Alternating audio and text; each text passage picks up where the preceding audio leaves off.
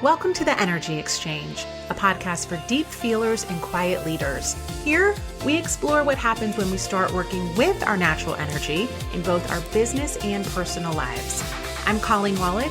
I'm a highly sensitive professional who spent years untangling patterns of overthinking, people-pleasing, and playing small just to feel safe. Now, I help others like me step more fully into their power without losing the superpower of their softness. We don't have to be loud to be seen, and we don't have to push to be powerful. Everything is energy. Let's start this exchange. Welcome into this week's episode of the Energy Exchange. Today's topic is inspired by a conversation I've had with several people recently that helped me feel a little less alone in what I've been feeling these past few weeks. And the only way I know how to describe it is the birthday blues. You know, that moment when your birthday rolls around and instead of just celebrating, you start introspecting. Maybe it's a deep feeler thing, maybe it's just getting older, but birthdays have started to feel like this life audit I didn't ask for.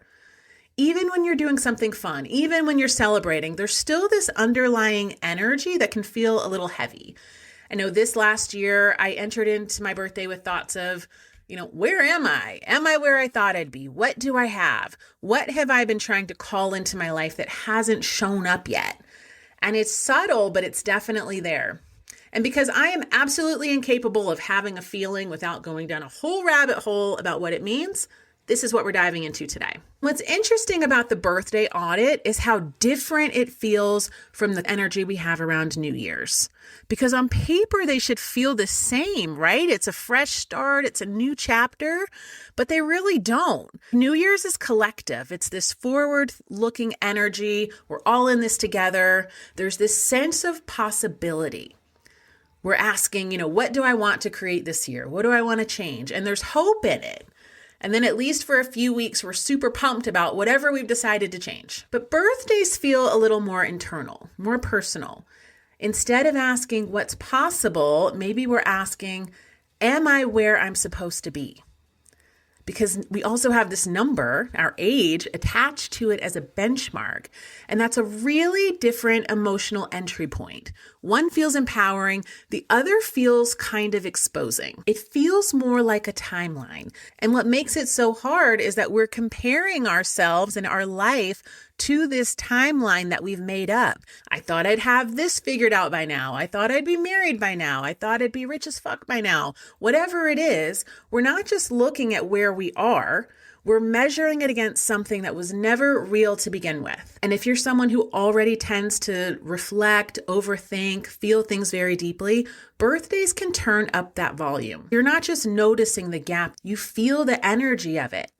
And it's not always a this is good or this is bad kind of feeling. It's more like, does this feel like the life I want to be living? And in that way, birthdays aren't just markers of growth. They also tend to be markers of loss or inferred loss. Versions of you that didn't happen, relationships that didn't turn out the way you thought they would, time passing.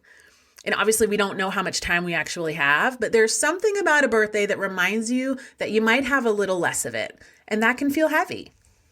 I've been noticing this pattern for a few years now in both myself and in quite a few of the people that I work with. And what I've learned is that the feeling is almost never actually about the birthday. The birthday is just the thing that highlights it. It makes it impossible to ignore. So here's what I mean. This year, I tried to do a low-key birthday. I wasn't feeling the whole coordinate something fun energy, and I just went super low-key. And I think that was a mistake because instead of it feeling relaxed, it highlighted where I was feeling disconnected and out of alignment. I went low-key to avoid the pressure, but what it actually did was remove the intention, the celebration, and instead of softening the feeling, it really just amplified the void for me. And there are the obvious things that come up. For me, it's been a few years since I've been in a significant relationship. So that's always going to surface around birthdays, not having that one person to celebrate with or that one person that's going to plan something for you. But what was interesting this year is that it didn't stop there. I really wasn't just thinking about not having a partner. It was pointing to something deeper.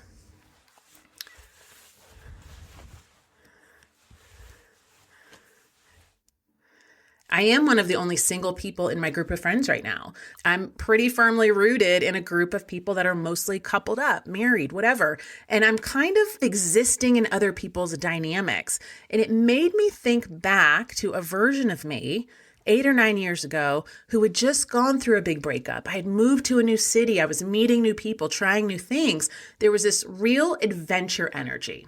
So what came up for me this year wasn't just, I want a partner. It was, where did that version of me go? Am I creating enough of my own life right now, or am I just fitting into other people's? And I did not expect that to surface. I knew some things were feeling a little heavy, but that one caught me off guard. So what do we do with that? Here's what I've landed on, and I want to be really super clear. This isn't just a birthday thing. Anytime you're feeling a little out of alignment, a little heavy without really knowing why, this is the move. Step 1, we get neutral. We don't have to look for silver linings, get super positive. Nothing is good, nothing is bad. Because the second we make something a problem, we bring it a completely different energy. We go into judgment mode, fixing mode, and that's not where good decisions get made. So if we can step back and ask, what is this pointing to? The view changes. Usually this kind of heaviness is highlighting one of a few things. It's either something we've outgrown, something we haven't fully claimed yet, something we're tolerating that doesn't feel good, or a truth we've been softening or avoiding. It's almost never about the first surface level thing that came up. There's something deeper. So we get neutral first, and then from there, ask yourself these 3 questions. I actually journaled a bit on these this week, and they were super helpful for me. Question 1, what am I tolerating? And I don't mean this in a dramatic way, but where in your life are you just putting up with something? A dynamic, a habit, a situation you keep saying you'll deal with later.